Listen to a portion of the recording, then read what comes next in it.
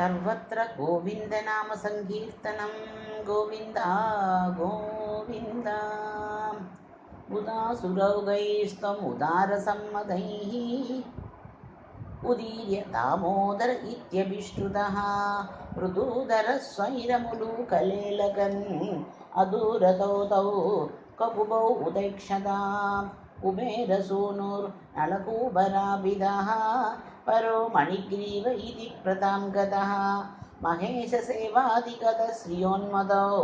चिरं किल त्वद्विमुखावखेलताम् सुराभगायां किल तौ मदोत्कटौ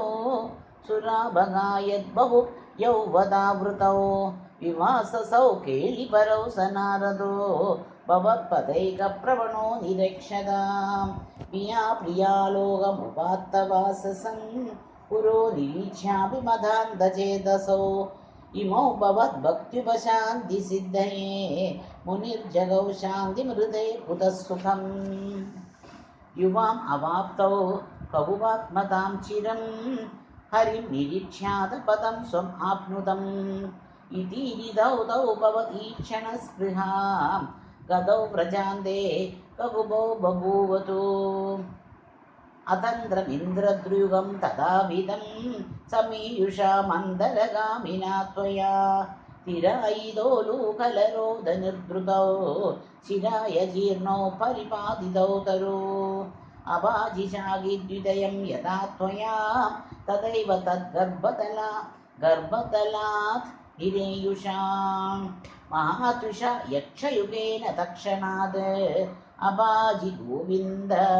भवानभिस्तवैः इहान्यभक्तोऽपि समीक्ष्यति क्रमात्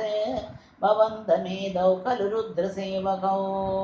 मुनिप्रसादात् भवदङ्घ्रिमागतौ गदौ वृणानौ खलु भक्तिमुत्तमां दारुणारवप्रकम्पि सम्पादिनि गोपमण्डले विलज्जितत्वज्जननी मुखेक्षिणा विमोक्षि नन्देन भवान् विमोक्षता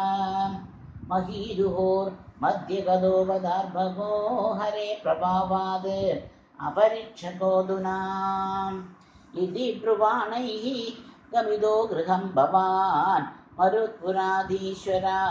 पाहि मां गतात् सर्वत्र गोविन्दनामसङ्कीर्तनं गोविन्द गोविन्द